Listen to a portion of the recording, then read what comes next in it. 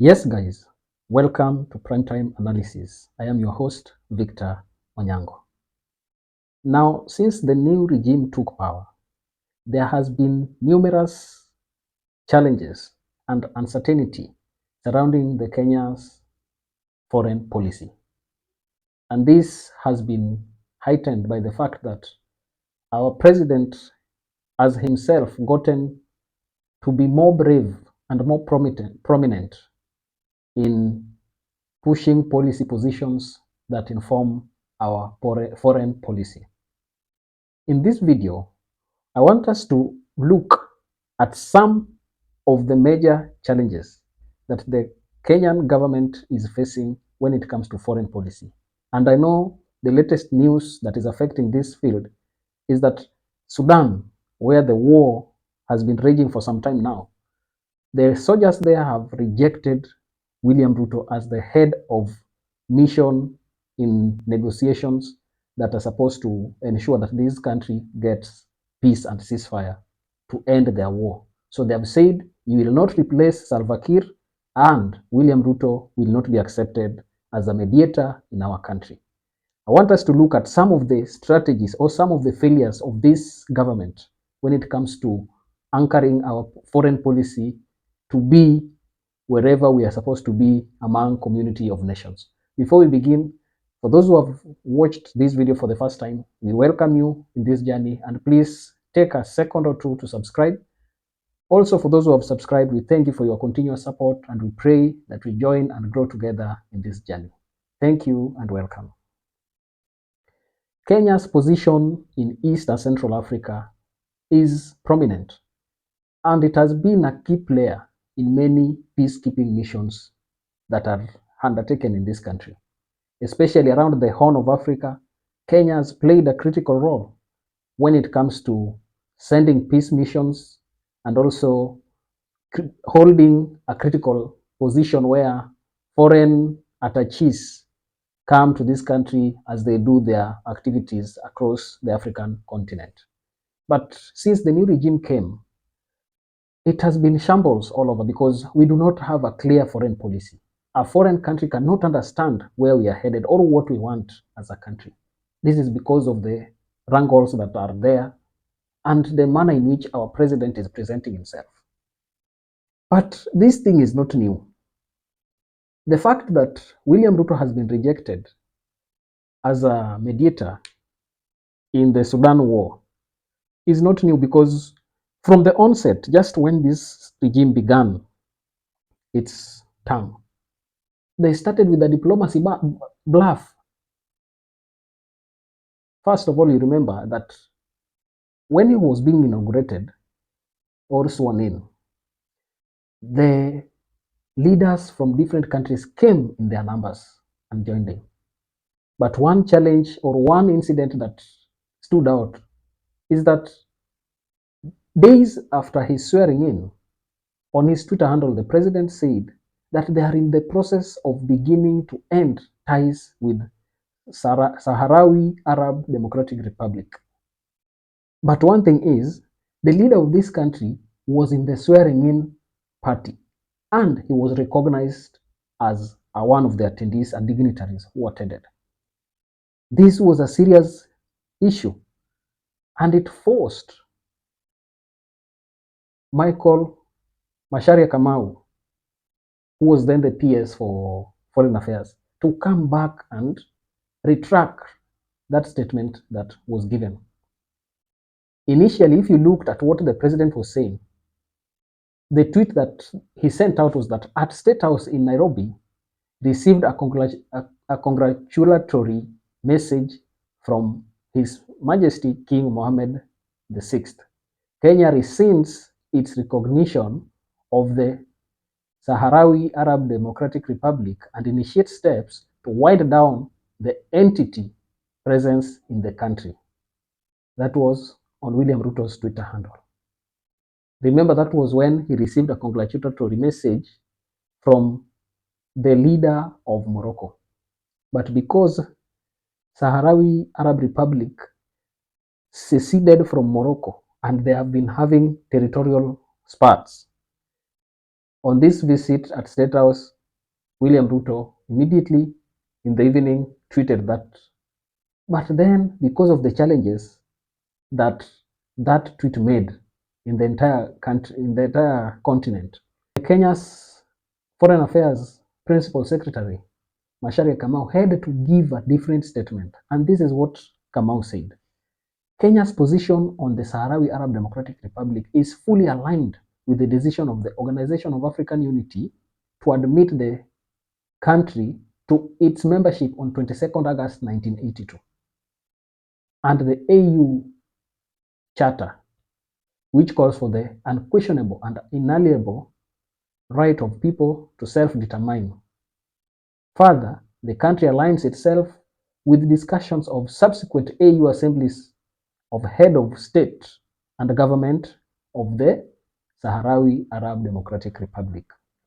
Now you see that bluff. The question of Sudan is also a foreign policy bluff, because William Ruto, while speaking in international quarters, has always taken position.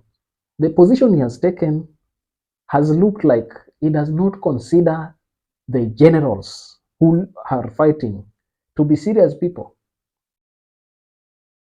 Watch this video and look at how he referred to them.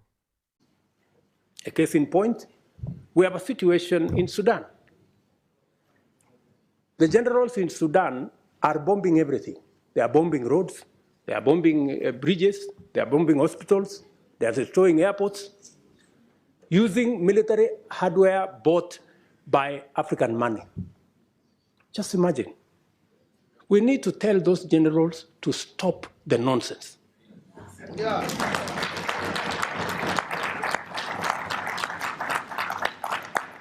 Military capacity is for fighting criminals and terrorists. It is not for fighting children and women and destroying our own infrastructure.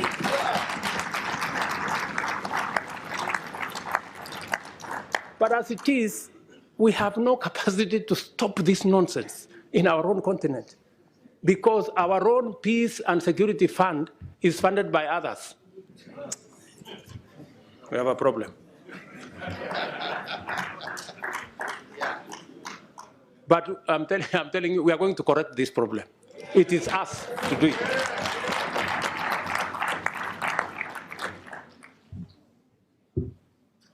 Let me also tell you that I think we're going to have a new, and we need your help. You know, we need your support. You must take up your role, you know.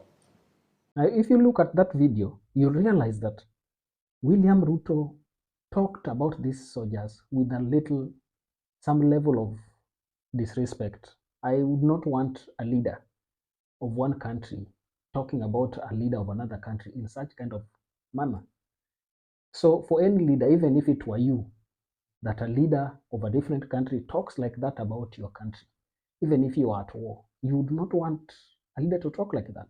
And therefore, that is one of the reasons why you realize that William Ruto is rejected. Then again, he has been so overbearing, and he looks like he wants to be a star in the African continent. Wherever he has gone, he has given a statement that is breaking in a larger sense. So those are some of the incidences where the president has failed to give clear path of neutrality and responsibility, so that people can know that Kenya has this clear path of a foreign policy. People can know that when dealing with Kenya, this is the stand that you're supposed to take. But when he's going hitting at everyone and then making statements, hurrying to make statements before doing due diligence, then he fails the country. In fact, our image internationally can be tainted because no one will want to have any engagement with us. Another bluff in the foreign policy is the constant statements that William Ruto is making against Western countries. There are leaders in Africa who have made such kind of statements. We know that Robert Mugabe was not a darling of the West. We know that Muammar Gaddafi was not a darling of the West. We know that Thomas Sankara was not a darling of the West. Patrice Lumumba was not a darling of the West. You know what befell them. You know that Magufuli was not a darling of the West. You know what happened to them at the end. William Ruto is clearly on a war path with Western countries, especially when it comes to dollarization of our trade. He has been against it to a larger extent. And I think this stems from the fact that Kenya is facing serious shortage of dollars. And he feels like this issue of dollars is giving us a challenge and it's making life quite unbearable in this continent. And therefore, it is better as a continent to find a path in which we can trade among ourselves without being restricted or supervised by another country. And you know, when trading is done on a foreign currency, like in dollars, you realize that there is some profit that that country gets. Because when you do exchange rates, you are buying the dollar, you are trading it at this much, there is something they get out of it. And that is what William Ruto has been against. But this has been rubbing the West in the wrong way. While those claims are justified, and I support him fully, but he is putting himself in a precarious position. You'd realize that as at now, it is rumored that the United States is hesitant to share critical intelligence with Kenya. And I guess one of the main reasons why this is happening is because of the manner in which the president has been presenting the United States. You remember that example when he said that there is a foreign country that picks African head of state, puts them in a bus like school children, and moves them around here and there, and then sends them back to go. Now, that is one of the areas that I think it has made the West quite suspicious about this project called Ruto. We know that he got to power because of the West and the role in which the West played in stamping his legitimacy and everything that comes with it. So we wait to see how William Ruto will handle such kind of things. The statements that he keeps making, I think it was yesterday, he was giving a statement at the ILO, International Labour Organization, and he brought a new proposal that as a labor organization now you should be talking about, you should also have this body include those who are jobless. You know, this call of the bottom up thing, wherever it goes. And in true sense, William Ruto's politics is that of populism. And I believe that this stance will make our foreign policy crumble. And we shall not be respected among community of nations because of failure of clarity and failure of having mutual respect with other countries. That's my perspective. I don't know what you think of it. Foreign policy is an important aspect for globalization and support of trade between countries. And therefore, if that is not well addressed, Kenya will suffer for it. Tell me what's your opinion down in the comment section. For those who have watched till the end, thank you for being with us and kindly consider subscribing, liking this video, and let's meet in our next video. Thank you very much.